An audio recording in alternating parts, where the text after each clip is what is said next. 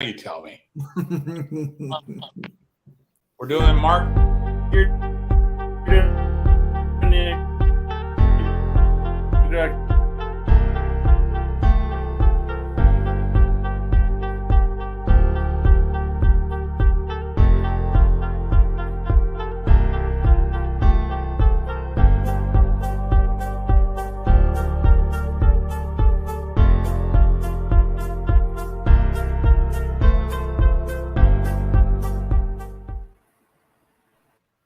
Hola, welcome. Welcome to West Coast Pullers, subsidiary of Beer Money Pulling Team. And tonight we have Dr. Mark Zohns. Hey, everybody. A couple tractor guys over there. And then the Joker, Jason Ingham, with Halfbreed two-wheeler. Yep. Of course, the normal Oregon boy. We got to let him in here. Someone's got to represent up here. Thank God it's you, buddy. Well, I don't know about that. And then we got John Board, who has his mic on mute. Yeah. He's ignoring us. There he goes. There's our hostess with the mostest. His internet must be slow today. Your internet sucks, bud. Anyways, so we'll start off with Dr. Mark Zohns. And tell us about when you got started pulling, and give us a history. God, how much time you got? You know? We got all night. We got an hour. Okay. We go as long as we want, man. Nick might need a nap, but so Right. I went to the first tractor pull. That, my understanding, it was the first tractor pull in California. Poly Royal, 1972. Wow. And, you know, back then it was all stock tractors out of the field and so on. And then when I started at Cal Poly in 1976, I got involved with the Cal Poly pull team. Now, back then, the pull team was a sled team. It wasn't a tractor team. It was a sled team. And we would take the sled all over the state. And I can remember doing a bunch of mechanic work on the sled, changing things to make it easier to get out of the hole with it and so on. So, I kind of got involved with the sled stuff very, very early on. And then, of course, I graduated from Cal Poly and went up to UC Davis to get my master's and doctorate. And then when I came back and started teaching, it wasn't very long that 3 of my design class students came to me and they told me they wanted to build a pull tractor, and I told them they were freaking crazy to even consider. And so, this design class, we actually work on projects sponsored by companies from off campus. So these 3 kids come in my office and they said, "Hey," we actually work on projects sponsored by companies from off campus. These 3 kids. I'm hearing an echo here. Yeah, there's an echo. Oh, okay. Anyway, so these kids said they want to build a tractor, and I said, you know what? If you can guarantee me that you're going to get this thing 100% financed off campus, I'll let you do it. And I felt pretty certain that it wasn't going to happen, right? The next day, Miles Anderson Logging out of Fort Bragg, he came in my office, real soft-spoken, and he said, I got a sponsor, and we don't need any more. And I said, "There's my air compressor." I said, "You're crazy. What's going on?" He says, "Well, my dad gave me the credit card and said go to it." So we built that first tractor, Mustang Fever, and then I had to build my own, and the rest is history. You guys know the rest. That's it. I'm stuck. That's it. So, John, do you have a way of putting up a picture of bailout, or what's that? I asked John if he had a way. Yeah, it's I'm working on that right now. Work on it, okay. To give everybody an idea what tractors we're talking about here, Yeah. Right. Yeah, I tell you what. As soon as my compressor kicks off here, I'll just walk back in the shop and I'll point the phone at the tractor. Yeah. Just about done here. That'd probably be quicker than John. Here. There it is. Hey, there it is. There, he got it. There's bailout. That's Mark Zohns' tractor. It's blurry, but we got it. A little blurry because it's moving so fast. See? Yeah, right. Yeah. Moving fast. It's so what's the engine in that? Let's see what's in that. Yeah. Okay, here we go. Let me turn a light on. Oh, there you go. You got it there. Yeah, John's got it there. What engine's in that now, Mark? That's a stock, well, semi-stock Allison 1710. Okay, it's a V12 engine that from the 1940s, and wow. they put that engine in the P38 Lightnings, the P39 Airacobras, the P40 Warhawk, and the early P51 Mustangs. And the only thing that I've changed on that engine is I adapted Mallory Super Mag 3s to it, and then I built my own distributors using Jaguar V12 distributor caps. But everything else on it is stock. It's stock, and those engines are just the neatest thing. What's the horsepower rating on that? Well, in the airplanes, they were rated at about 1,500. Wow. And the thing is, the governor on the prop drive was governed at 2,800 RPM. So 2,800 RPM was the max you could do. In the cockpit, there's a glass vial, and if someone was shooting your butt off, you could bust that glass vial, and there was no more governor, and you could do whatever you needed to do to get home. Oh, no way. Oh, wow. And if the crew chief, very first thing, he'd take a look in the cockpit, and if that glass vial was busted, immediately the engine would come out, and they would put in a rebuilt or a brand new engine. Oh, wow. So 1,500 horsepower at 2,800 RPM.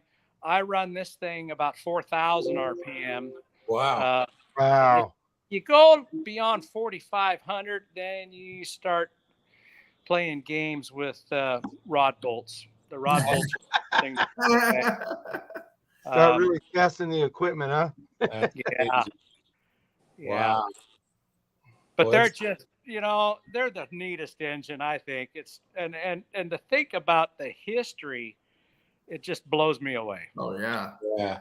And working on them is really cool because all of the fasteners, the spacing between the valve cover bolts, everything was in increments of a quarter of an inch. Okay.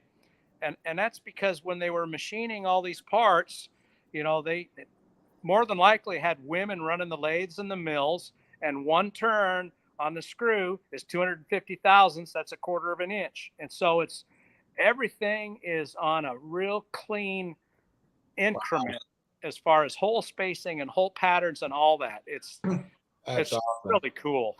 They gave enough room for everything. They didn't take the tolerances, put them too tight, and man, that's what made them run so good, huh? Oh yeah. Those, they're pretty loose. They're pretty Put loose. that thick oil in there, you'd be all right. Yeah. That's awesome. That is awesome. Yeah. How many passes have you gotten out of that before since you rebuilt? I had to rebuild it my very first year, and that was in 2001, because one of the return lines for the oil from the top of the heads was not plumbed in right. So I went through it in 2001, and I think, I think the Urington pull this last weekend was number 400. Wow. Wow. But, That's awesome. but you got to kind of pay attention to things. Holy crap. You guys, your Chevrolets won't go that long, will it? Wow. I change the oil once a year, whether I need to or not. Yeah. Oh, wow. Well, I do. Alcohol, so. We're running the wrong motors, man. Holy crap. Hey, super modified class. Maybe we can put some in a truck. You know what I mean? There was a 4-wheel drive puller back in the late 70s that had an Allison in his truck. Joe Martin. Yeah, that's it. Yeah, the Artesian. Yep. Artesian. Yeah. He You know, bought maybe that. He bought a tractor from Phil Souza. Phil Souza was from Turlock. Phil Souza is Bob Gioletti's brother-in-law. Bob Gioletti, you guys remember the Godfather? Oh yeah. And so that guy bought the tractor from Phil Souza, pulled the engine off, put the engine in his pickup truck. Yeah, I heard Ron Mealing used to tell me some good stories about Joe. After the polls, I guess he was quite the event that night. You know, a lot of women around, good times. You know, but yeah, Alice, I got some pictures of that truck from I believe from Salinas from 1980 when he just painted it gold with the Allison in it. Wow. Yeah, awesome. pretty cool. How Good cool. times. That Good is awesome. times. Yeah. That's awesome. So, are you guys ready for the next? With John trying to get back on. Anyways, let's move on to the next tractor. Hey, Nick, Yes, sir. tell us about Semper Fi. Well, the guy sitting below me is the one that got me into this sport. That dirty rat. We moved into Son San of a Luis, gun. and they had a little neighborhood group. There it And is. so we got to meet everybody when we moved in here. I heard what he was doing, and he invited me to as pit crew to a couple of pulls, which worked out nice. And then all of it, when the West Coast Nationals, the first ones came out, he said, "I need you and my partner to take the tractor. I can't go to Stockton," and that was one of the major part of the pulls. Right. So he gives me a 5-minute lesson on how to start this thing in his driveway, That's all. and then we take off for Stockton. Oh boy. He had 2 rules. He said, "Don't go over 4,000 RPMs and don't go out of bounds." That seemed pretty simple. Yeah. Oh yeah. So Not on I 2 ran wheels. at 72 Two wheels is easy. Yeah. Not on What's 2 that? wheels. Yeah, 2 wheels is easy, right? Yeah, they tell everybody that. Yeah. So I ran it in the 7,200-pound class, and about halfway down the track, freaking steering wheel comes off in my hands. Oh no, damn. So Don't need you know, that. my first reaction is to the other hand is on the throttle to grab the steering wheel, and immediately I said, "You stupid shit." So I put my hand back on the throttle. I've never done that before. So the sled stops, and then the track judge comes up to me and says, "Let's go." And I hold the steering wheel in my hand. So I just started going and just used the brakes to get off the track. And then Leo comes up to me. I show him the thing. We try to figure out how to put it back on so he'd run it in the 8. So that's how I got interested. And then Leinfelter's had a single hair dryer. So with my tribute to the Marine Corps, I said, "Well, I can't just do 1," and they put flames on there, so let's just do 2. Yeah. So I contacted Tim Arfons. Mark and I went back with my horse trailer and the truck, picked up the 2 engines, picked up a set of tires. Had a great trip. Got a fantastic tour of the cat manufacturing plant while we were back there. Right on. Peoria, Illinois. Yeah, unfortunately, when we were there, Art wasn't feeling well, so I didn't get a chance to meet him. Oh, bummer, man. Are those engines off of one of his tractors? No, No. Tim had they're T58-3s. Huh. And he just had them sitting around. So we put those in the trailer and picked up my tires and headed back to California. Nice. Wow. How And much then- horsepower each one of those? What's that? How much horsepower in each one of those? The -3s were right around 1,250, Nice. and I've since upgraded because all the blown V8 guys kept beating me, so I had to upgrade the -8s. Nice. And Wow. they're putting out about roughly 1,580 Nice. at Nice. 80%. Man, I always love Governed at 110%. If you can get that thing between 90 and 110, you pick up, sometimes anywhere from 400 to 500 more horsepower on each engine. Wow. Right But on. it's just a split. It's a couple seconds on the track. Wow. You guys always run hard. I know. I love watching that tractor for sure. Always runs good. Brian knows that tractor. Yeah. Yeah. And then, the whole thing with Semper Fi is my time in the Marine Corps, and those are Huey helicopter engines. Oh, cool. And so, which I spent my time in Vietnam in. Well, thank you for your service. Yeah, Yeah, thank you're you, man. welcome. My dad was there also. Yeah. Yeah. Oh, yeah? Thank you, man. Yep. What on. year? 69. Oh, geez. Yep. He was there right after 10th then, huh? Yep. Army. Yeah. Nice. Hey, but he served, Yep. Not everybody can be a Marine, but I appreciate all the guys that did serve. Yeah, thank you, man. Yeah, for So sure. when I went down to Simpson, I said, I need a fire suit that looks like my dress blues. And they Yeah. kind of scratched their heads. So we put something together, and they put the blood stripe on the trousers right there that day. And they already had the jacket with the red piping on it. And they took a picture of me in that thing, and it was on the wall for a long time down at Simpson's. That's neat. Oh, Yeah. Cool. Oh, cool. So, but when we brought those engines back, the frame was a senior project for a Cal Poly engineering student. The front steering was a senior project. I bought that from the school, brought it to Mark's shop, bought the crossbox and the transmission from Profab. And Mark built everything else. He fabricated, it was like 2 years of weekends and nights. He's He pretty did handy, the work Awesome. to bring that thing out. That's awesome. Heard he's a pretty handy guy. Yes, he is. Yeah. And the thing that really pissed off Fagundes was that West Coast Nationals, we didn't have the frame painted, just the fenders and the rims. And we won the 7,200-pound division. Oh, wow. Nice. Nice. It's always nice to get a win with those guys. Yeah, and the Dash 10s we found back in Georgia. I had a Marine buddy of mine that found them. He was a senior NCOIC at Pendleton for the T-58 shop. And when the Marine Corps decided to shit can the 58s, they pretty much decided he was going to retire. But he met us there in Georgia. The guy had a dyno.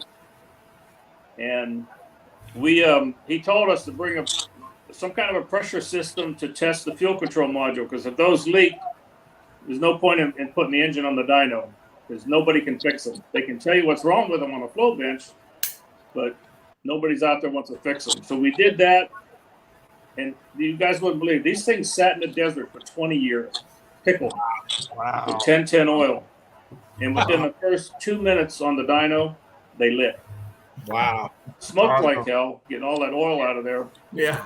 And my Marine buddy's out by the dyno, and we're in the doghouse with the guy with the controls, and he gets to 80%, and he goes like this to Chris, and Chris doesn't know. Oh, yeah. Going. Because they're FAA certified back there, so that's what they do. Yeah. We finally convinced him after about 5 minutes of running this thing to get it up to where we hit almost 110%. But the guy was sweating bullets. Wow. And my Marine buddy's standing there right next to it with his set of headphones on, just dialing it in. Wow. That's awesome, So man. we threw those in the back of my truck, and that's what's on the tractor now. Awesome. That's so cool. When Awesome. you went back to Tim Arfon's place, did he ever talk about his funny car? Was it still laying around that he used to run? We didn't see that, did we, Mark? No. Yeah, Green Monster. That was the one he ran for years when he was doing the USHRA stuff, when they were doing all the indoor pulls. And I think Dusty's still around. I don't know if she pulls anymore, right? That's his daughter. Yeah, that was Art's daughter. Yeah, she had the Dragon Lady, was a single engine turbine. Yeah, And we didn't get to meet her back there either. it feels so cool you got to go back there. Yeah, that's awesome, man. That's my story, and I'm sticking to it. Yeah. It's a good one. I like it. Real good. Yeah, for sure. So if Mark and Nick, if you guys could drive any pulling rig, what would it be? Any pulling rig at all? Anybody's? Whose would it be? And I don't know. I've always been keen on the smokers. Yeah. Yeah, those are Those are awesome. Yeah. The tractor. My wife is still pissed at Alan LaBelle because when he sold the 80-20 that he had, my daughter and my wife wanted that tractor so bad. Oh no. But it didn't happen. Yeah. What about you, Mark? I'm thinking, man. Boy. That's a tough question. I think, I've driven Poly Thunder a number of times when I was still teaching at Cal Poly, and that's shake, rattle, and roll. That's a good time. Nick's tractor is the smoothest one out of any of the ones that I've driven, and so I probably like driving his more than the others, because it's got power steering, it's got power brake. Oh wow! That he built Stuff that it drives itself. Yeah. So I would have to say Nick's tractor. Yep. Right on. Right on. No multi-engine rigs. Didn't do too well in Ukiah, but whatever, Oh, that's pulling. That's pulling, man. Load up and go to the next one, man. Yep. Well, that's the beauty of the turbines. Is it? You asked Mark. Mark, tell us a little bit about the. What's that? Tell us about Cal Poly, the Poly Royal. Mark, tell us a little bit about the Cal Poly days. Oh man, well, like I'd said earlier, that first pull was, with a step-on skid pan. You guys probably are old enough to remember the step-on skid pan is a big steel pan with a kind of a water ski on the front and 8 feet wide and about 20 feet long, and the tractor would take off with an empty skid pan, and they'd have about 300 people lined up on the track, and they would step onto that skid pan, making it harder and harder to pull. Wow. So they built the first sled in 1973 at Cal Poly. And when I started as a student in 76, I helped make changes to the sled, primarily with Gary Weisenberger. Gary was in on that whole thing from ground level. And so Trucker's Trouble. Trucker's Trouble. Yep. That's right. They built Trucker's Trouble in 78. Wow. But in 76 is when they built the first mini sled. So the big sled was in 73. The first mini sled was 76. Trucker's Trouble was in 78. And then I helped Gary build his second mini sled in 1981, right before I moved up to UC Davis. And then the sled that he has used, actually recently retired, that one I helped him build in the late 80s, 89, somewhere in that. So there's a kind of a rich history with pulling and Cal Poly. Oh yeah. It goes way back, and there's a lot of students that have kind of been through that experience, and students learn how to weld, they learn how to run a lathe, they learn how to run a mill, they learn all kinds of really That's awesome, man. good skills, and it's the whole pulling thing is still alive at Cal Poly. Oh yeah. Trevor Massetti is the student president for the Right on. and God, there's a bunch of students that are really into this thing, and I could see it continuing on. When I retired, some of you guys may remember Garrett Forbes. Garrett was a Cal Poly student, and then he continued to teach after he graduated.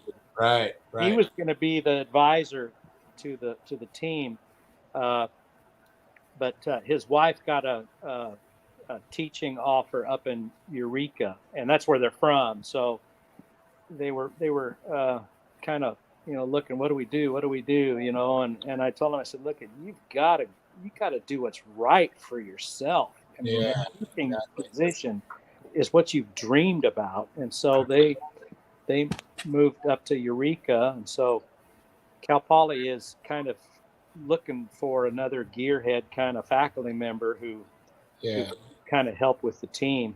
Yeah. I try to help the kids with the tractors as much as I can, but Man, that's cool. yeah. That's But so it's a rich history right there. Let me tell you. Whatever happened with those old sleds, Well, like Trucker's Trouble and the mini sleds? Whatever happened with those sleds? Trucker's Trouble, I think. See, now Gary Weisenberger, he had to clean out his family ranch over in Porterville, and he had a whole bunch of his stuff stashed over there. And I think he brought a lot of it over here. And so the first mini sled actually got scrapped out about a year ago. He cut it up for scrap. Trucker's Trouble is still, it's either still sitting over there or it's over here somewhere. The Cal Poly, the original Cal Poly sled is still sitting in a field on campus. Oh, wow. That's a big one. And Gary's the big sled and his mini sled, he's got those stashed at somebody's property here in San Luis.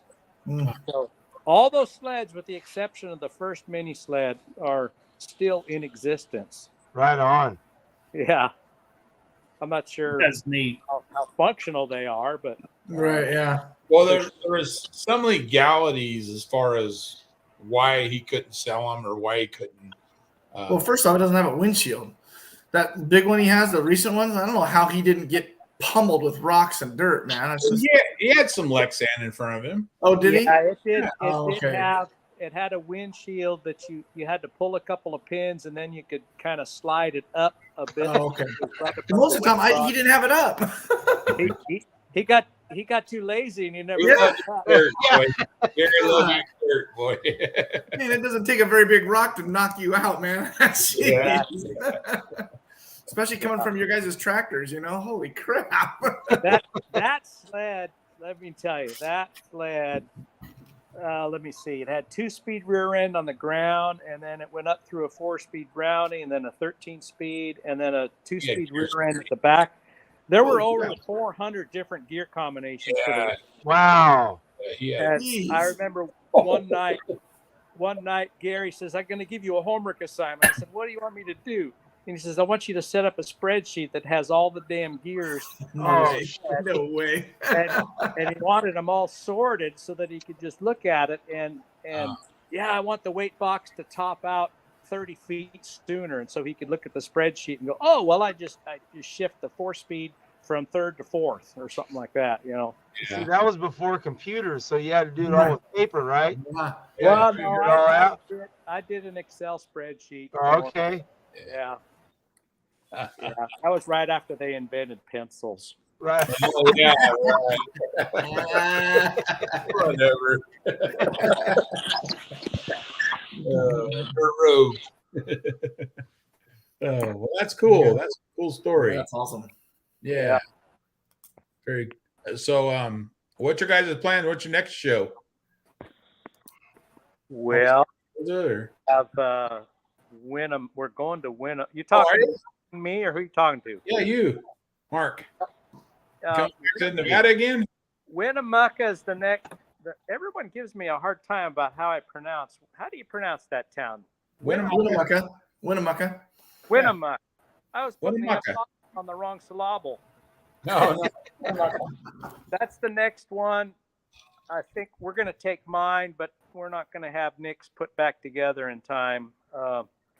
It's going to take a little bit more time for Engler to get those needle bearing setups for these planetaries. So, see, that one is that's a week from Sunday, I think. Right, Yeah, Nick? it is a week from Sunday. Yeah, we leave next Friday. All right, on. So you're gonna spend some money in Nevada on your way there. Us old timers, we gotta drive for a half hour and then we have to find a restroom. Yeah. That's okay. That's okay. We'll see you up there. I will. Looking forward to it. Yeah, heck yeah. Always fun up there. Right on. Yeah, we're gonna go to Madera Friday night and then caravan with Brian Oh, nice. Saturday morning. Right on. Yeah, it's an LMM show up there the weekend after, or the Sunday after this one. Yeah. Labor Day weekend actually is Sunday, and be a good show up there with Brian. Yeah. So now move on to the legendary historian, Yeah. Mr. Pitcher Jason Man. Ingham, Jason Gish. No. No. who remembers everybody's truck and what year they were born. No shit. It's so true. Yeah, I don't know why. I'm not that far off, but yeah. No. So tell us, Jason, when did you get involved in pulling? First pull I watched was 1980 in Klamath Falls, Oregon. I was 7 years old. We lived up there then. Dave Matthews had NFPA and brought there were several no tractors, but John Shipman was up there, and Rosen and Ron Mealing and Dennis Marston. That was the first time I seen a super modified truck. Yeah. And it was weird because I was into mechanics when I was younger, I thought, and then I seen a guy show up with an orange truck and had two motors bolted together, and I'm thinking, as a kid, how in the hell did he do that? Under a hood, even. Yeah. There's two motors in there. What's going on here? So, that was the actual first pull I watched, and I don't think I missed a year since then. And then actually finally was able to get a truck 10 years ago, and we got it going, and I'm so happy to be here because pulling people out of all the motorsports I've done are the best. I mean, they'll help anybody, and so awesome, man. I've always loved it. Something about pulling to me is always just appealed because you're not just, and we drag race for a long time, but the pulling, it's different. There's a lot more than just horsepower. There's a lot more you got to do. So, that was the first pull I ever went to was 1980. And actually, Gish's dad was there with Double Ugly. Yeah. He had a 454 in it. I think I still have some videos on that. So. Yeah. Or he was running around in diapers even. Right.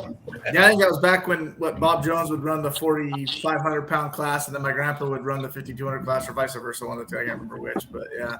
They run two different classes. There was a lot of guys in that 4,500 pound class. I mean, even the short wheelbase guys back then were doing, Revenue and Carl Heap and and all those guys too. Yeah. Yeah. Very cool. So tell us about Halfbreed. Well, Halfbreed's been down a little bit this year. She tried to kill me at Dixon. Somehow the kill switch got pulled, and I was up in the air, and it dropped and slammed my back down. But I fixed some stuff. Then I just got a new needle cross for the rear end. I just finished putting in, so it should help with the steering. Unfortunately, this year was kind of bad. We had my sister passed away, and I have 3 friends that passed away. So one of those years that you just can't get away from that we're bouncing back from. But we're going to shoot for Santa Rosa in September. I'm not sure if we can make Sublimity or not, but I hope so. We'll see what happens. Yeah, that'd be awesome. Yeah, it's the same weekend as Santa Rosa. So. Oh, I'll probably just make Santa Rosa, and then after work's done, move on to next year. But yeah, Halfbreed was John Harris's truck. He built that in 1982, I think. And when we got it, it was sitting out in a field up in Applegate, Oregon, and rotting away a little bit. And that was one of the trucks I remember growing up watching as a kid. And I thought, man, we got to go get it and save it. They're going to cut it up. So it's been fun. It's been interesting to learn to steer with your feet. I'm not a farmer. I'm a machinist. Yeah, right. Learning to do that, it's a little different, when you think you're going to just give a little tap and all of a sudden you got kind of a weird track and give it a little bit too much of a break and you're like, oh shit, here we go. Yeah, but it's been a blast. I absolutely love it, and I'm thankful we're able to do it right now, and it's so good to pull with you guys. It's awesome. Oh, we love having you around, man. Heck yeah, that's so cool. Show and it's always good to see that old rig out there. Yeah. She's fun. I would actually, if I could change the name, I know my buddy did a real good job painting it, but I would change the name of that thing because she's a bitch. So, but I can't now, so I'll just leave it. John Harris, he had that thing figured out, man. He could make that thing stand up and just scream. Yeah.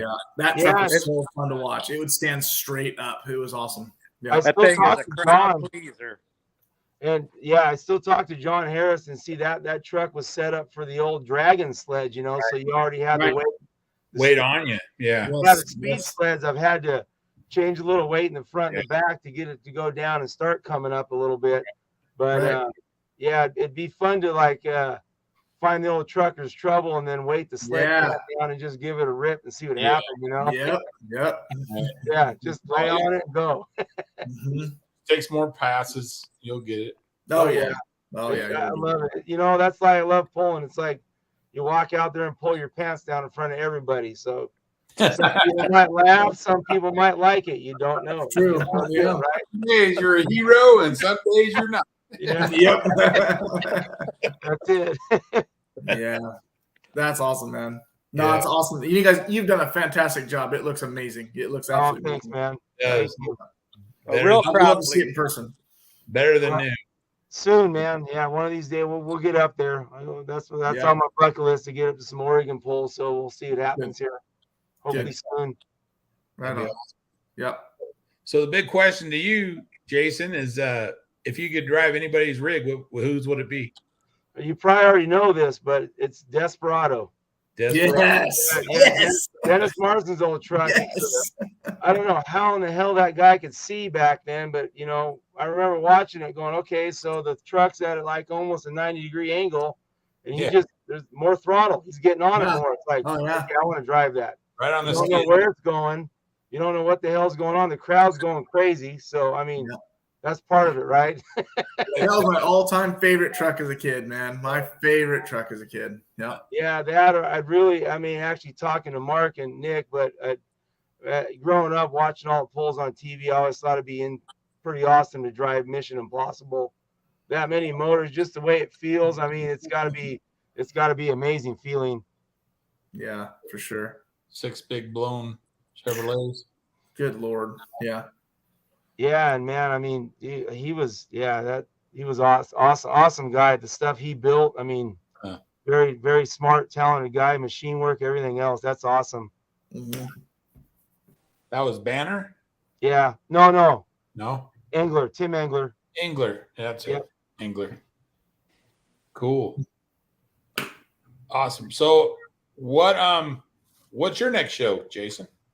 Santa Rosa. I'll be able to make Santa Rosa. I don't know if I'm going to be able to head up to Oregon. We were trying this year, but it's all right. Yeah, too much went on this year, and like I said, I'm retiring from the power plant in October, so that's 30 years up there, and then going to help a friend of mine get his machine shop going on the side, so I'll have more time to do pull and do family stuff and hang out with you guys more and get in trouble. Let's get in trouble because it's boring not getting in trouble. We got to Let's keep it between the lines, right? Well, yeah, no, we can't. Yeah, we can't. No cocaine, none of that stuff. But wow, I can't hang on that. Keep Nevada. Yeah, I'm gonna make Santa Rosa, and I don't know if we're gonna go down any farther, but yeah, I'm gonna shoot for that with the next one. Nice. Well, they'll enjoy watching you there, I'm sure. It'd be fun. We did good there last year. Pretty good track they set up. So yeah. Well, you do the best. Like I said, pull your pants down, let it rip. A good one for you to make too would be Grants Pass, because that's Halfbreed was big around that. Like Grants Pass, Atlanta Falls. So that's where it was from, wasn't it? Originally, or Applegate area, right? Yeah. Grants Pass, Central Point, where John was from. Yeah. So that would be cool to get that one back there. Cool, yeah. You can drive it, Gish. I'll feel no. Real easy. Hard time driving a 4-wheel drive. You kidding me? I put the 4-wheel drive on the track. Put it down into drive and just go. It's no problem. Piece of cake. I see it try to beat you up. I don't know if I can handle that. You'll end up walking like me. Yeah, right. Yeah. Oh, All right on. That's cool. Yeah, that's pretty neat. I don't know what happened to our host.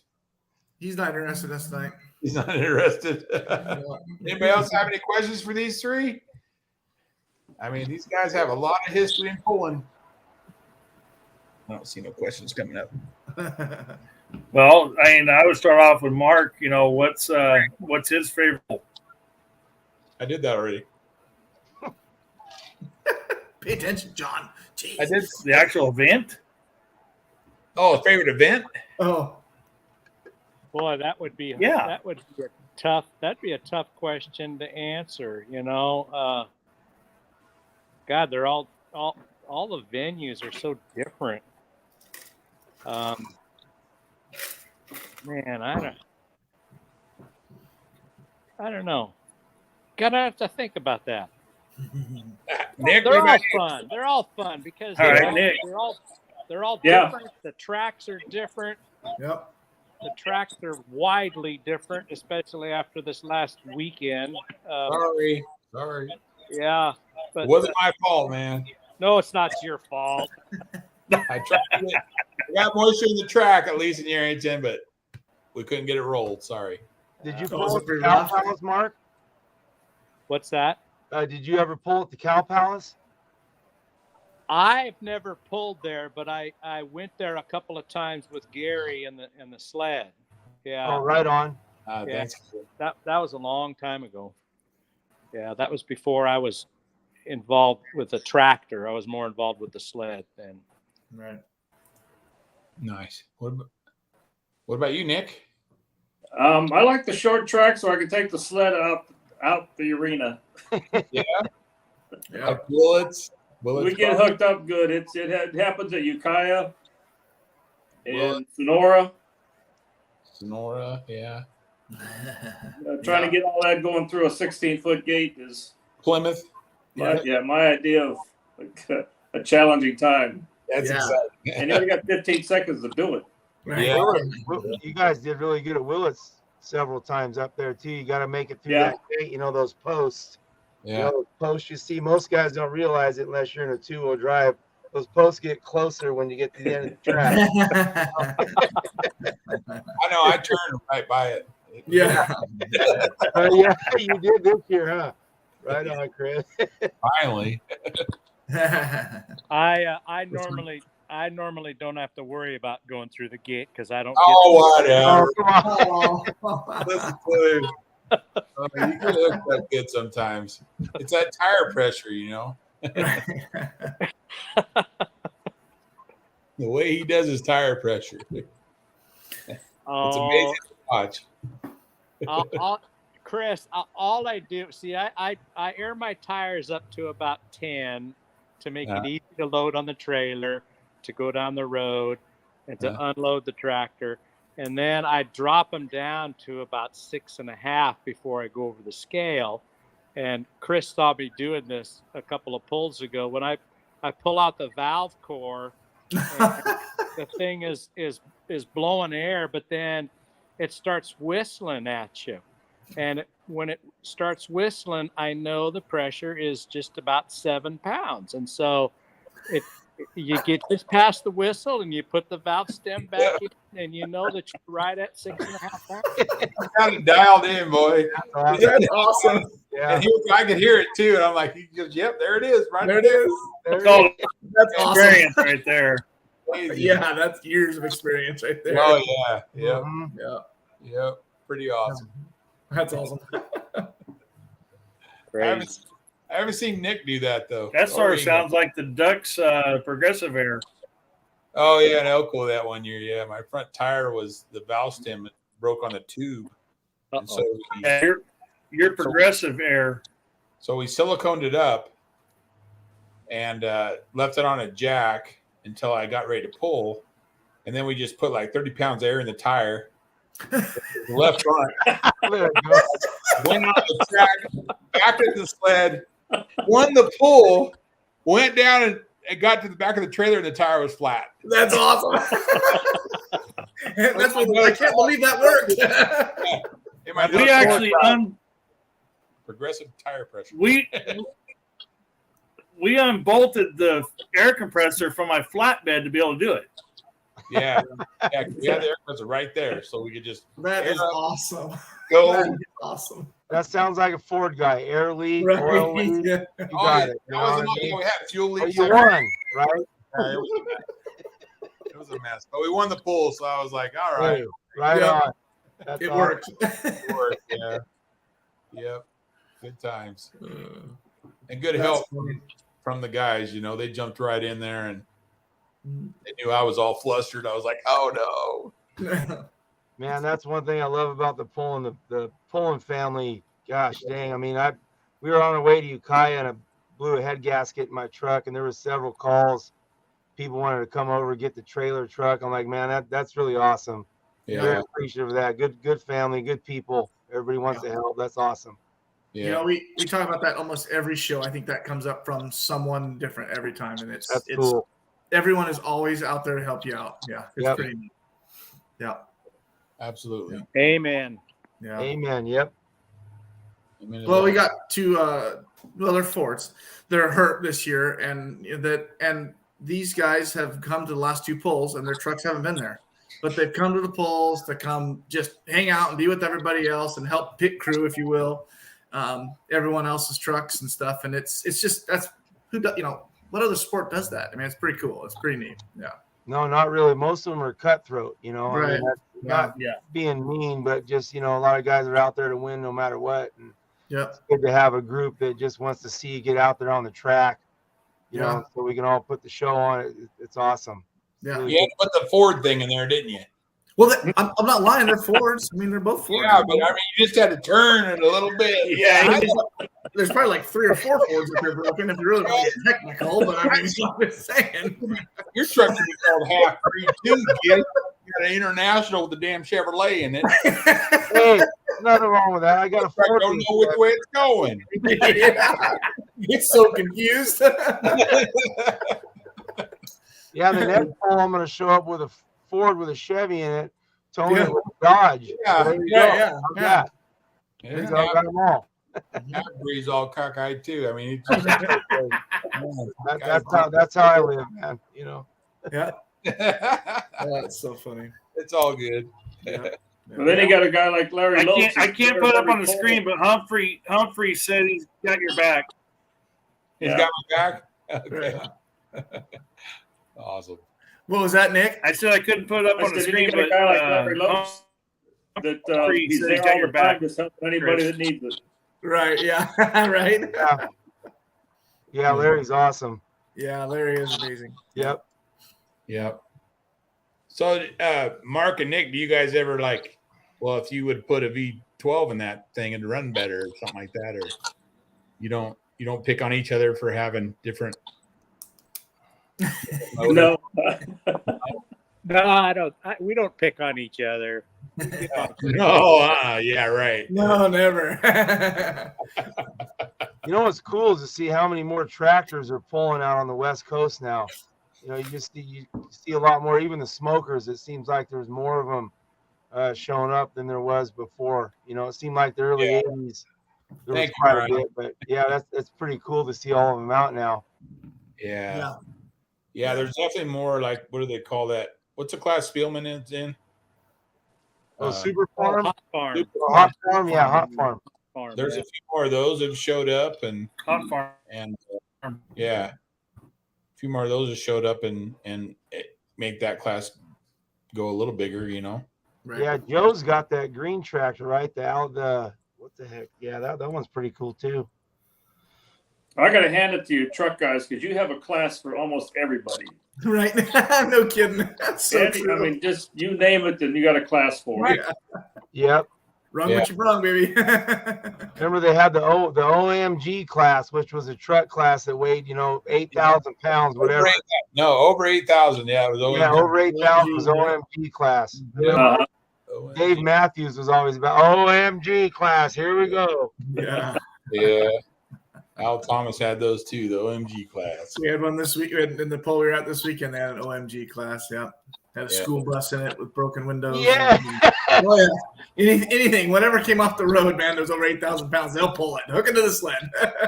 Man, one year Ukiah's guy showed up with a Winnebago and it still had the hibachi barbecue. Yeah. You know, he just went out. That thing fell off about half crack, but Oh, it was cool to watch. Yep. That's funny. Awesome. One year in Tenasket, the guy brought a school bus out, and all of us idiot drivers, we all put our helmets on. At least we were smart enough to put our helmets on, and we all got in the bus, and we were all in the back of the bus to try and get it to pull a wheelie. We got the fuckers light. It never got off the ground, but they were pretty light. But man, did we have fun.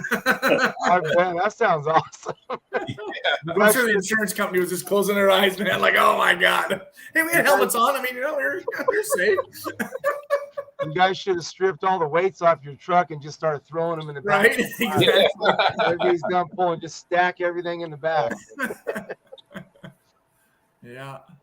It wouldn't have done anything with Ingham's weights. He's got all aluminum ones, so. Hey, that wasn't me. I know, John Shipman's gone, rest his soul. He was a good dude. I like John, but he's got a really good story about the Cow Palace with Joe Plumer and those guys that came out from the Midwest when they ran the Supermod class at the Cow Palace with the aluminum weights. Yeah. They scaled with one set and then went out on the track with another. So No way. Oh, yeah, man. that's what I know. I'm probably gonna get some text messages, something about it. no. But yeah, I remember Ron Mealing telling me that story about those guys that actually that was when that's how John Shipman got the nickname Mad Dog. He went after those guys.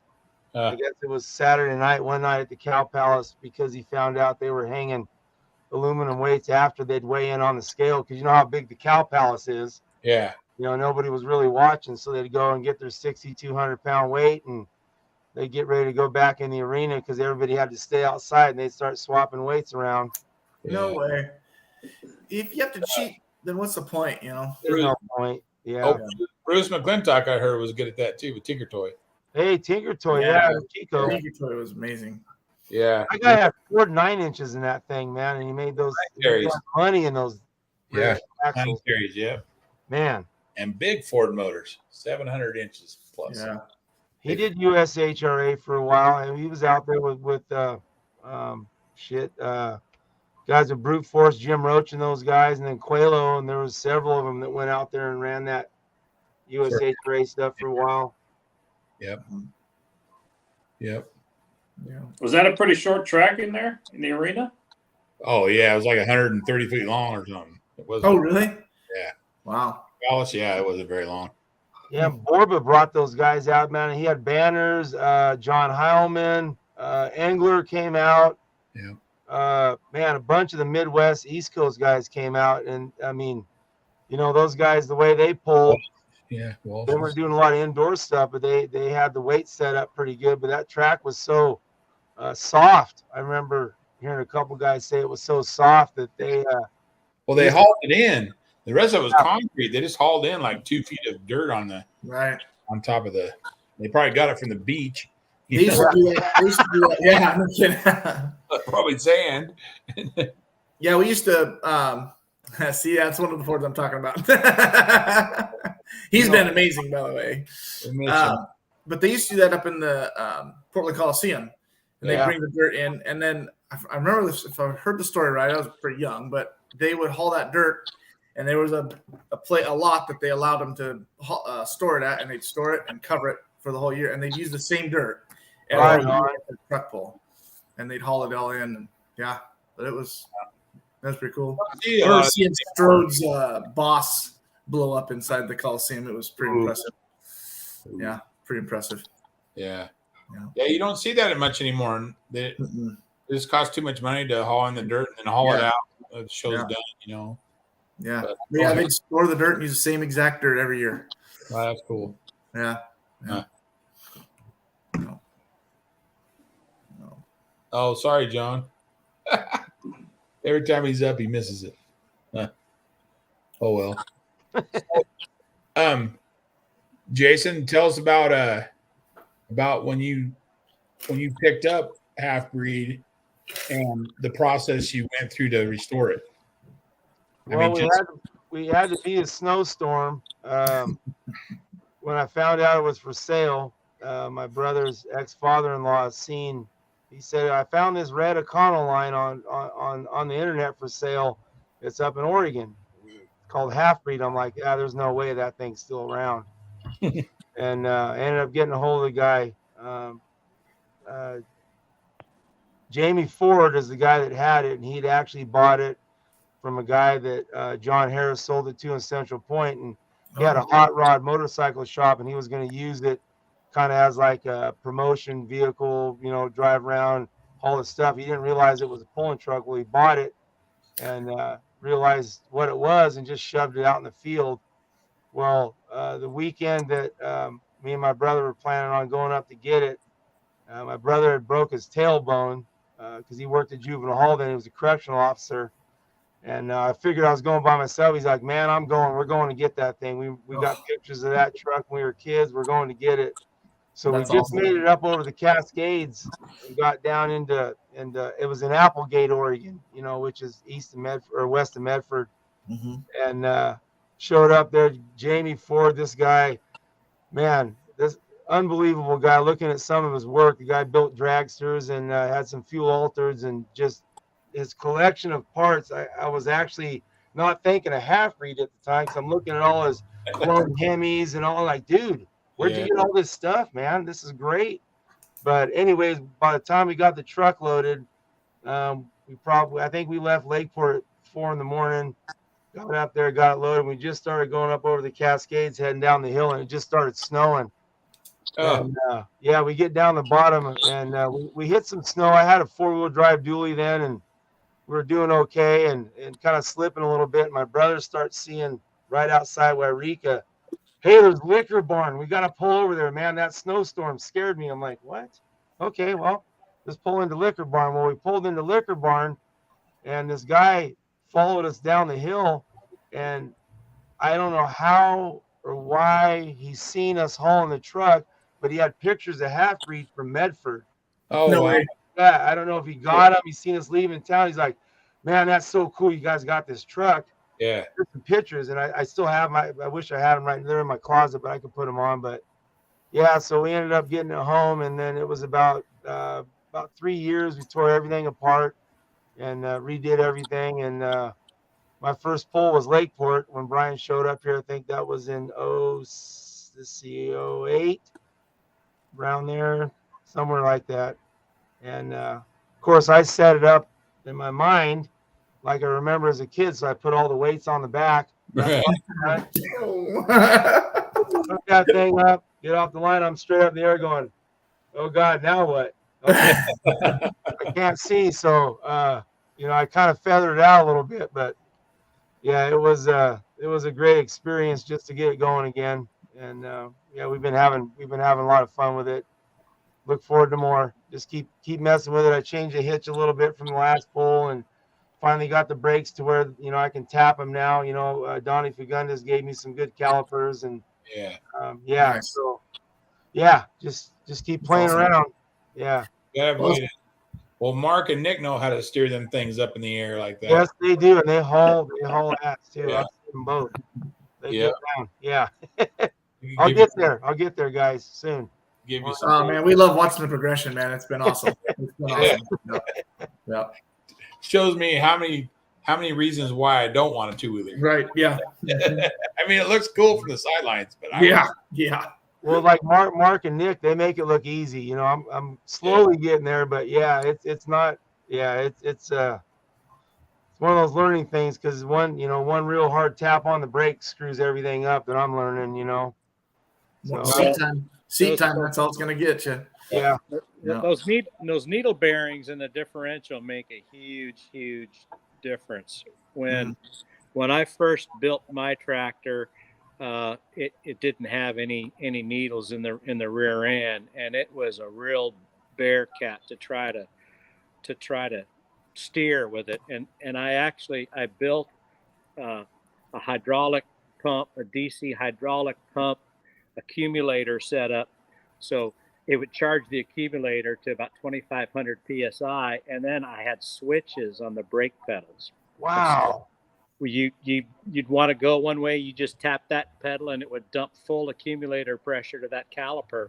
And that actually, man, it worked really. I bet. Really good. Yeah.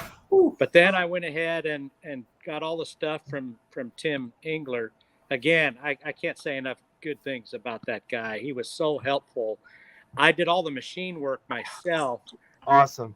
To his specifications, and I had to learn how to drive that tractor all over again, because it kind of would take care of itself. It might veer a little bit one way, and then you just don't panic. It took me a year to decide not to panic, and a lot of times the damn thing would straighten itself out all by itself. It's the needle bearing. That's the best thing. Yeah, but I just got that put in, so I did the needles on on the spiders and the cross. So I'll try it out in Santa Rosa, see how it goes. Cool. Well, it'll make a big difference, man.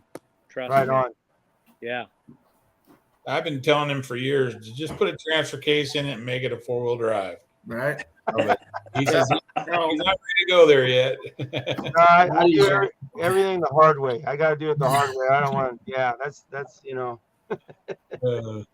I think Halfbreed would look really cool as a 4-wheeler. Oh man, yeah.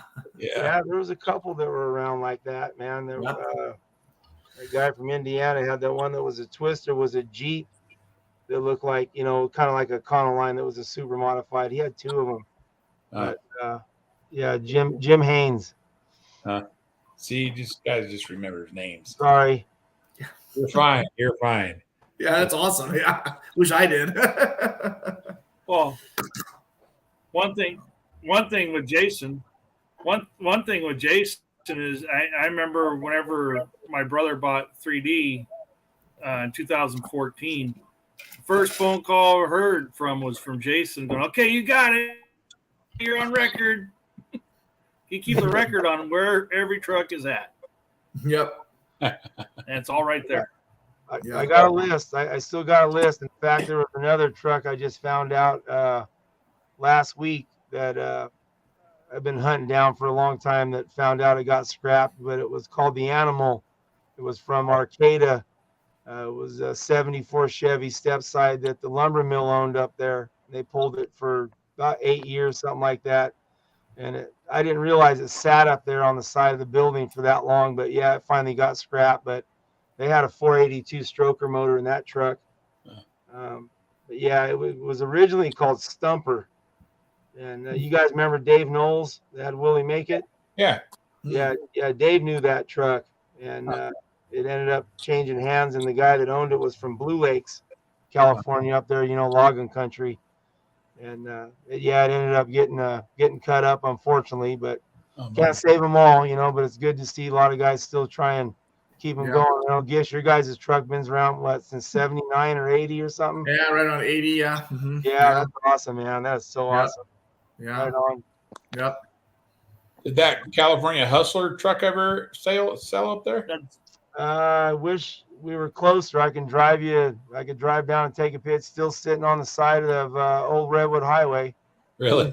Yeah. It's underneath a covered building, but yeah, it's he never sold it. Yeah, it's still sitting there, man. Got a 482 Rodec in it. New tires, all this stuff. I mean, the tires aren't even cut. They're the old Dick C-Pec, so it's sitting up on jack stands. Sure, they're all dry rotted right now. Yeah. Yeah. Still sitting there. You see any old tractors? Now, Jason, there was one that I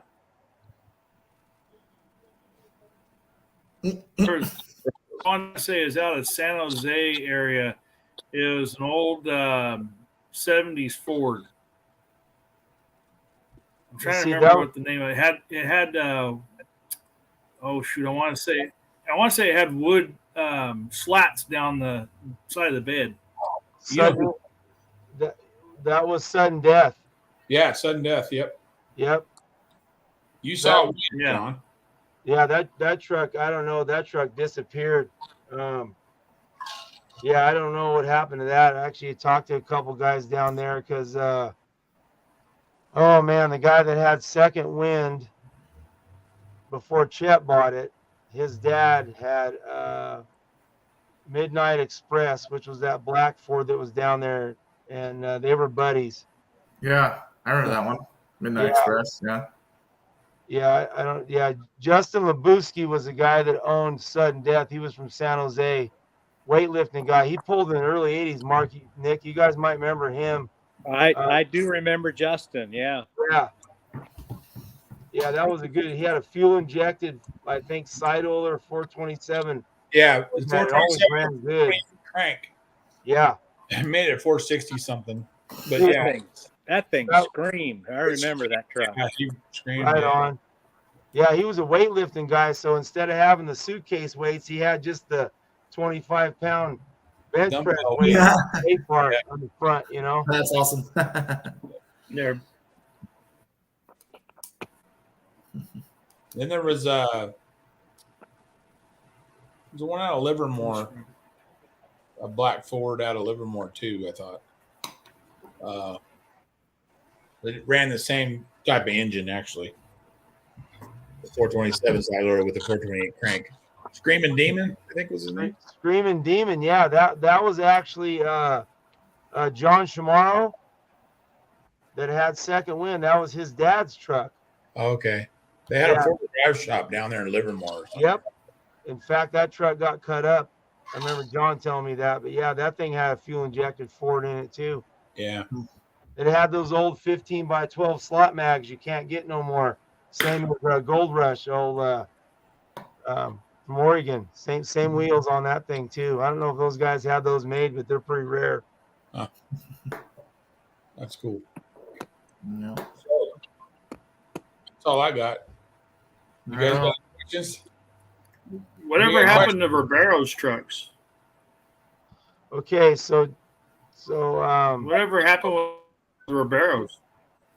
one of them's in Florida because Dave had Meredith Spare and One Trick Pony. Yeah. Yeah, the Californian was the last one he built, was that 88 or 89 Chevy that was orange. That one's in Pennsylvania. I know that. Yeah, that's on the East Coast. Yeah. And then, what the heck's the guy's name? He's a mud bog guy that his mom and dad, he's from down there where you guys are from, Mark. I think it's from San Luis Obispo, but somewhere down there. They were good friends with Ribero's. They said One Trick Pony went back to Florida, and then Meredith Spare, which was the other blue 84 Chevy, supposedly is still in Salinas or something. Oh, wow. Huh. That'd be cool. Yeah, Jason Rivas is the guy's name. His mom was Hazel Rivas, had a mud bogger that was called Thumper. Was a narrowed body Chevy truck, with an injected big block in it. They were from down there, Salinas area. But yeah, they were good friends, I guess, of the family. Huh. Yeah, they were good running trucks. Steely was just asking if you knew whatever happened to Coelho's two-wheel drive Corvette. Two-wheel drive Corvettes in Minnesota. Minnesota. Supposedly that's where it went. And then the other guy bought Rabbit. Yeah. Yeah, that's pulling on asphalt up in Wisconsin. Yeah, Wisconsin. Yeah. Yeah, but supposedly the Corvette went back to Minnesota. Huh. Only reason I know that, I didn't talk to anybody, but I've seen some pictures online that somebody had that vet and said it was from California. Tried to email the guy, talk to him, but never got nothing back. But yeah, most all the two-wheel drives in California went away a long time ago. Yeah. Now the tractor guys are taking over, and they're cool. I like it. You gotta have to break up the show, Well, at one time, we had a lot of two-wheel drives out here. You had Dream T, you had White Lightning, Desperado. You had all kinds of two-wheel drives out here for a long time. There was probably 18 or 20 just from Turlock, Modesto area. Shipman had 3 of them. And then, Marston's, Dennis, and Dwayne, they had Black Attack, had Power Play, and then, Desperado. Yeah, White Lightning. There was Ted Rosen had a couple too. yeah, it had Dream Tea. All right. Al Thomas ended up buying that for a year or two. I don't know what happened after that, but yeah, there was a whole bunch, and then Strode stuff and Stroke had a bunch. They had some killer stuff. Rose had a bunch too. Business and the Tea Time Tea truck Time, around, yeah. Boss, yeah, Ford Power, baby. yep. Yep. And then there was those dudes from there was a couple guys from Burbank. That guy had Aftershock, and then there was that crazy guy from the desert that had the Wanderer, which was that purple funny car. What the heck was his name? Mark, you remember? It was a purple. I'm trying to remember those guys from down there. Just the name's slipping my mind right now. Yeah, they're around. We got Greer Hamilton that was down there. Greer Hamilton, yeah, Had funny car. yeah. Yeah, Greer. Yeah, Well, I remember I was pretty young, but I remember flagging at Grants Pass, and there was a guy that came in with a semi, and he had like 3 or 4 blown 2-wheelers, and they were all, I want to say they were all bucket type style cars. But I remember flagging at Grants Pass, and that's when before, they tried to keep the front ends down, they actually stood up. And I remember standing there, how they had that walkway, the wall behind there by the track, and I'm standing up against that and looking at the undercarriage of this 2-wheeler going, I don't even know why I'm standing here, It's like, but it was a semi, and he stacked, I think, 4 of them in there. If I remember. Really? I only saw him like once or twice is all. So I don't know where he was from, if he was from back east or whatever, but his trucks were pretty wicked, that's for sure. right on. Yeah. Yeah, there's East Dragon and Yeah. Barbara Cosell, yeah. Barbara Kazel and her husband had the funny car for a while. Yeah. He had the minivan too for a while. Yeah. Yeah. I think they were from Idaho, weren't they? Yeah. Yeah, Nampa, Idaho. Yep. Yeah. Yep. I can remember, in my recollection, the whole idea behind the first 2-wheel drive guys, it was just to do a wheel stand down the track. It really wasn't. It wasn't a pulling contest. It was more of an exhibition thing. Yeah. Yep. That's why those guys, 32-inch hitch height. Yeah. 32 inches. Yeah. You gotta get that front end up, Yeah. Yeah. And I can remember Ted Rose, and of course his setup was just gorgeous. And you had to open, because these were the days back when I was a student at Cal Poly, and I was the hooker, right? Mm-hmm. And he had a trap door on the back. You had to open it to hook it. Yeah. You had to flip that up in order to see where the hitch was. And there were too many people that didn't know that, and they'd hook to the safety hitch down below. Oh no! Yeah, it's unfortunate that actually happened to Steve Lanazio this last weekend. Got hooked to the wrong hitch. Yeah, to the tricky hitch. So I put a piece of tape over that unless they got a safety hitch for you. Safety chain, yeah. He did the next night. Yeah. I just tape a $10 bill on mine. They know which one to get. They grab the 10, put the hood. Yep. Wait for somebody to steal your truck. Yeah, exactly. Teaser in it. Yep. Yeah. Awesome. Cool. Awesome, guys. Yeah. Good show. Thanks for coming on. Being with us. Yeah. Right on. Thank you, guys. Pocket pulling steel wasn't that bad, Mark and Nick, was it? I mean, man. Thanks for the invite. This was nice. You bet. Yeah, thank you, guys. Always. Brings back a lot of memories for me. Oh yeah. Oh, we will for sure. Yeah. Just try to get an hour or so show in, and well, we'd like to thank you guys for what you guys do for. That's John Board to get a. We got to get his internet fixed, man. And they pick on me about my internet. I know, huh? 2 weeks. I don't think I freeze that much. Yeah, he was horrible tonight. Don't forget win them. We thank you guys. We thank you guys for including us. Yeah, absolutely. Yeah, thank you. Well, of course, a lot of times we try to get.